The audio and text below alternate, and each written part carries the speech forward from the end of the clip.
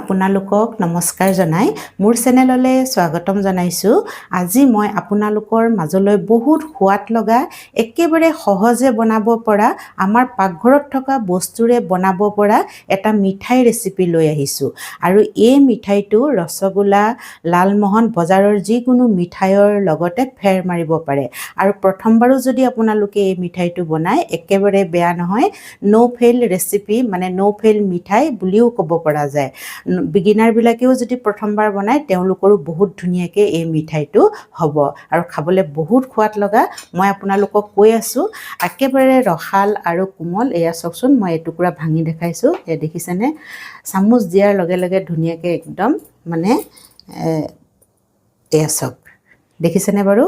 কিমান ধুনীয়া একেবাৰে এটা সোৱাদ লগা মিঠাই অতি সোনকালে আপোনালোকে বনাব পাৰিব। আৰু মইনো কেনেধৰণৰে বনালোঁ তাকে মই আজি আপোনালোকক দেখুৱাওঁ, আহক।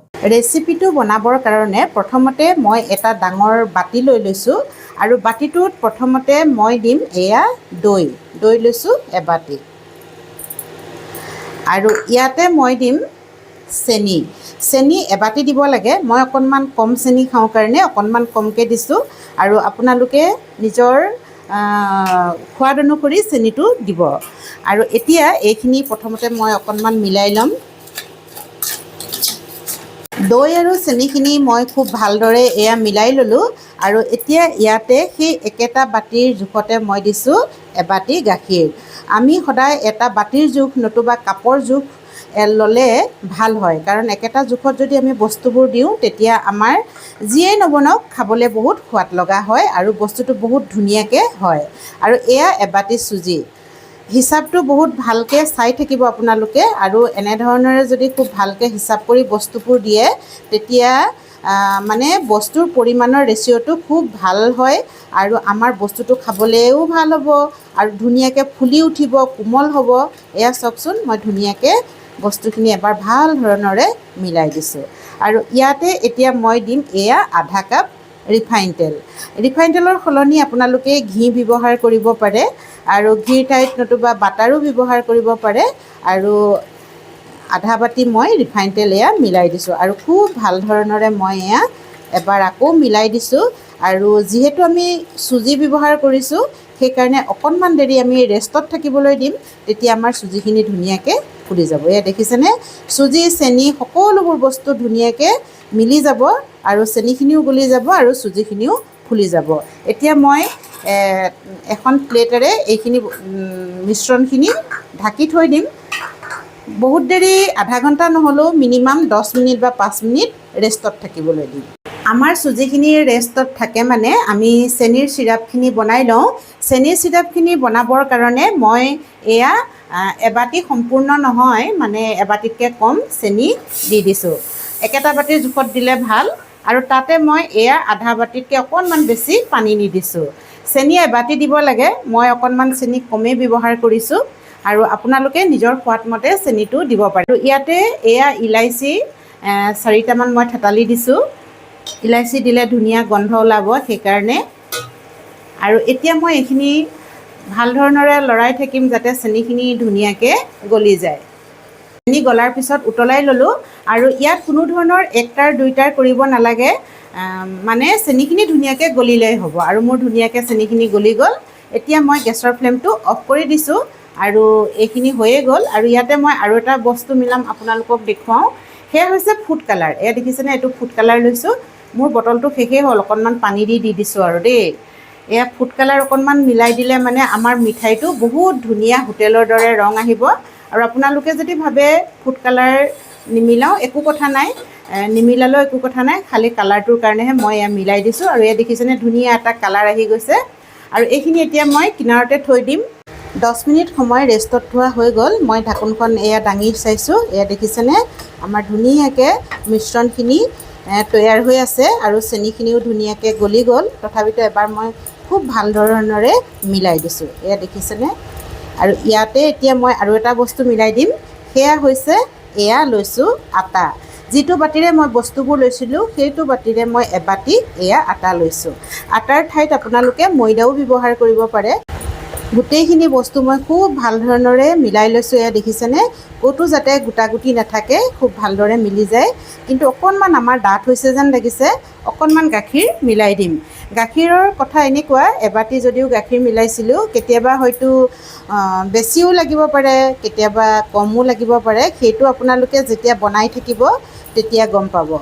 অকণমান গাখীৰ মিলাই দিয়াৰ পিছত আমাৰ ধুনীয়াকৈ বেটাৰটো হৈ গৈছে। এয়া চাওকচোন, এনেধৰণৰে ওপৰৰ পৰা পেলাই দিলে ৰিবনৰ দৰে হ'ব লাগিব। এনেকুৱাই আমি বেটাৰটো বনাই ল'ব লাগিব। যেনেকুৱা কেকৰ বেটাৰটো হয় ঠিক তেনেকুৱাই আমি বনাই ল'ব লাগিব। এতিয়া আমি এইখিনি কিহত বনাম সেইটো মই আপোনালোকক দেখুৱাইছোঁ। এয়া দেখিছেনে, মই এটা কেক টিন লৈছোঁ আৰু কেক টিনৰ সলনি আপোনালোকৰ ঘৰত যি আছে, থালি এখন বা টিফিন যিকোনো বস্তুতে আপোনালোকে ল'ব পাৰে। মোৰ কেক টিনটোতে লৈছোঁ মই। আৰু এইখন বগা কাগজ, বাটাৰ পেপাৰ নহয় দেই, এনেই চিম্পুল হয়। তাৰ পেপাৰখন মই কাটি এই কেক টিনটোৰ জোখত লৈ লৈছোঁ। আৰু ইয়াতো অকণমান এয়া তেল লগাই দিছোঁ। ঘিউ লগাব পাৰে, তেল লগালেও হ'ব, যি লগাই আৰু আপোনালোকে। তেতিয়া মানে আমাৰ কি হ'ব, মিঠাইটো ধুনীয়াকৈ উঠাবলৈ ভাল হ'ব। এখন নলগালেও হয়, তথাপিতো মই অকণমান লগাই দিছোঁ আৰু যাতে আমাৰ মিঠাইটো ধুনীয়াকৈ হোৱাৰ পিছত উঠি আহে। আৰু এটা কথা কওঁ, মই মানে যিটো বস্তুত বনাম সেইটো বস্তু প্ৰিহিট কৰিবলৈ থৈ দিছোঁ দেই। আপোনালোকেও অলপ দেৰি আগত প্ৰিহিট কৰিবলৈ থৈ দিব। এতিয়া মই বেটাৰখিনি আকৌ আপোনালোকক এবাৰ দেখুৱাওঁ। আমাৰ বেটাৰখিনি হৈ গৈছে আৰু এতিয়া বস্তুটো আৰু ধুনীয়াকৈ ফুলিবৰ কাৰণে আমি ইয়াতে বেকিং পাউডাৰ মিলাব লাগিব। এয়া বেকিং পাউডাৰ সকলোৱে চিনি পায়েই।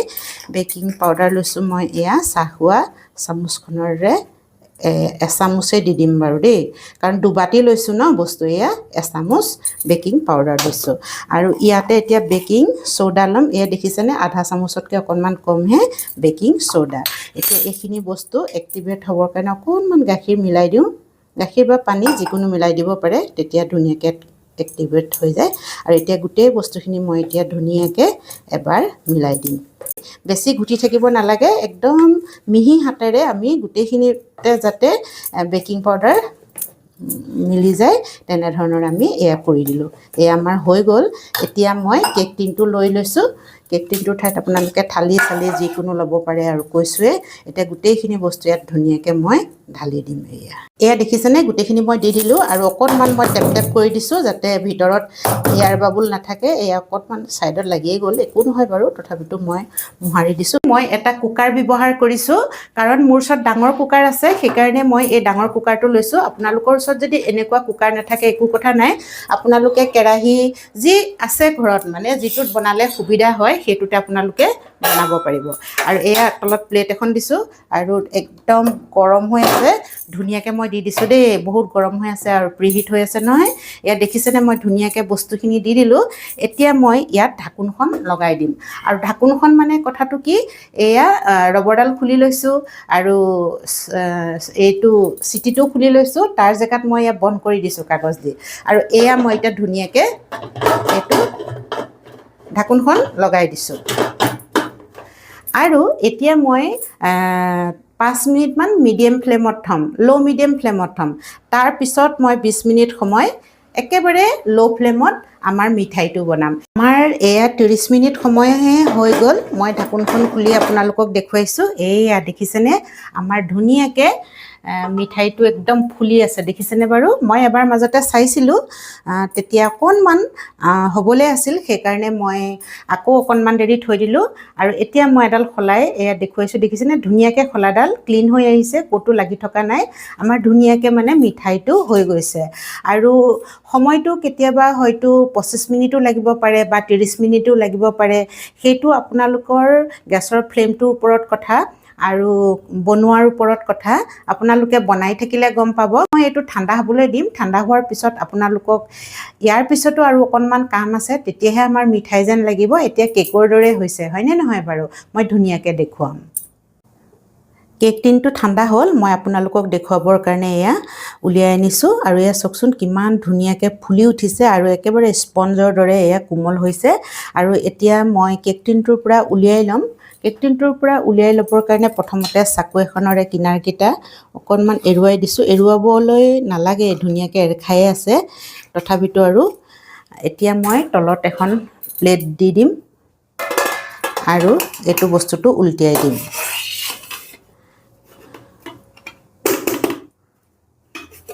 এয়া চাওকচোন কিমান ধুনীয়াকৈ আমাৰ ওলাই পৰিছে দেখিছেনে। এতিয়া কাগজখন যে দি থৈছিলোঁ কাগজখন মই এৰুৱাই দিম। এয়া অকণমান ব্ৰাউন কালাৰ বেছি হৈ গৈছে, জ্বলি যোৱা বুলিও ক'ব নোৱাৰি, এনেকুৱা হ'লেও খাবলৈ মানে বেছিয়ে ভাল লাগে এইটো মিঠাই। আৰু ফ্ৰণ্ট চাইডটো আপোনালোকে দেখিলেই কিমান ধুনীয়া হৈ আছে নহয়নে বাৰু। আৰু এতিয়া এইখনৰ পৰা মই এখন ধুনীয়া বগা প্লেটত লৈ লওঁ, তেতিয়া আৰু ভাল হ'ব। এয়া দেখিছেনে বাৰু। আৰু মিঠাইটো আমি এনেকৈ এতিয়া উল্টিয়াই দিম। এইটো জ্বলা বুলি ক'ব নোৱাৰি কিন্তু দেই, মানে এনেকুৱা ধৰণৰ হ'লে খাবলৈ মানে খুব ভালহে লাগে, বেয়া নালাগে মানে। আৰু এতিয়া মই ধুনীয়াকৈ কাটি দেখুৱাম। কাটি দেখুৱাৰ আগত আমি আৰু এটা কাম কৰিব লাগিব। আমি এডাল শলাই এইটো এনেকৈ মাজে মাজে ফুটাই দিছোঁ। কিয় ফুটাই দিছোঁ গম পায়নে? এইটোতো এতিয়া কেকৰ লেখীয়া লাগিছে নহয় জানো বাৰু, কিন্তু আমি মিঠাইহে বনাইছোঁ। মিঠাইবোৰ কি হয়, ৰসাল হয়, হয়নে নহয় বাৰু। আৰু এইটো স্পঞ্জি হৈছে, ফুলি গৈছে কেকৰ দৰে, সেইটো বাৰু সঁচা কথা। আৰু এইটো ৰসাল কৰিবৰ কাৰণে আমি চেনি চিৰাপটো যে বনাই থৈছিলোঁ সেইবোৰ সোমাবৰ কাৰণে মই এনেকৈ অলপমান ফুটা কৰি দিছোঁ। এই দেখিলে নহয় ধুনীয়াকৈ ফুটা কৰি দিলোঁ।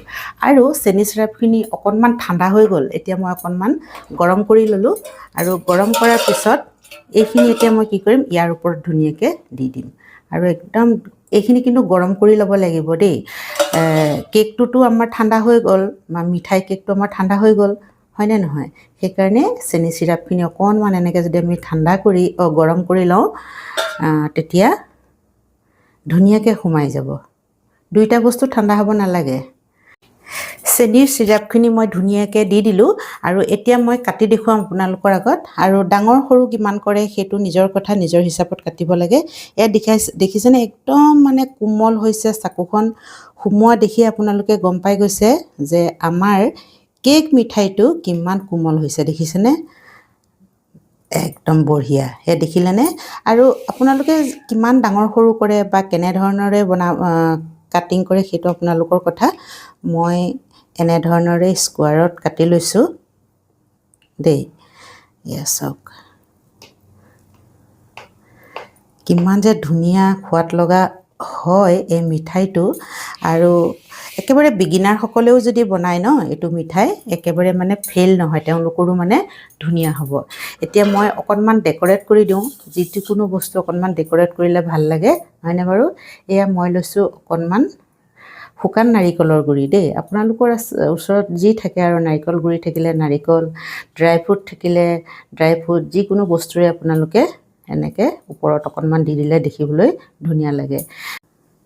আৰু এতিয়া ইয়াৰ ওপৰতো আৰু অকণমান এয়া পিস্তা অকণমান দি দিছোঁ, আৰু অকণমান ধুনীয়া লাগক বুলি। যিহেতু মোৰ ওচৰত আছে বাৰু, থাকেই এইবোৰ বস্তু, সেইকাৰণে মই দিছোঁ। আৰু মিঠাই কেইপিচৰ ওপৰত ড্ৰাই ফ্ৰুট দিয়াৰ লগে লগে দেখিবলৈ কিমান ধুনীয়া হৈ গৈছে দেখিছেনে বাৰু। এতিয়া এপিচ লৈ খাবহে লাগে। আৰু মই এপিচ ওচৰৰ পৰা উঠাই আপোনালোকক দেখুৱাইছোঁ ওচৰৰ পৰা, তেতিয়াহে আপোনালোকে গম পাব কিমান ধুনীয়া হৈছে। এয়া চাওকচোন একদম ৰসাল, এয়া দেখিছেনে একদম ৰসাল। আৰু একদম এয়া চাওক ৰস একদম দেখিছেনে বাৰু কিমান ধুনীয়া হৈছে। আৰু এতিয়া আপোনালোকে দেখিলেই মই কিমান সহজে কিমান ধুনীয়াকৈ মিঠাইখিনি একদম কম সময়ত বনালোঁ। আৰু আপোনালোকৰ যদি ভাল লাগিল আপোনালোকেও এবাৰ এনেধৰণৰে ট্ৰাই কৰি চাব পাৰিব। আৰু যদি সঁচাকৈ ভিডিঅ'টো চাই ভাল লাগিলে তেতিয়াহ'লে লাইক কৰিব, শ্বেয়াৰ কৰিব, কমেণ্টছ কৰিব। যিসকলে মোৰ চেনেলটো ছাবস্ক্ৰাইব কৰা নাই তেওঁলোককো অনুৰোধ কৰিছোঁ যাতে মোৰ চেনেলটো ছাবস্ক্ৰাইব কৰি লয় আৰু কাষতে থকা বেল আইকনটো দবাই দিয়ে। শেষলৈকে ভিডিঅ'টো চোৱাৰ কাৰণে আপোনালোকক মই হৃদয়ৰে বহুত ধন্যবাদ জ্ঞাপন কৰিছোঁ।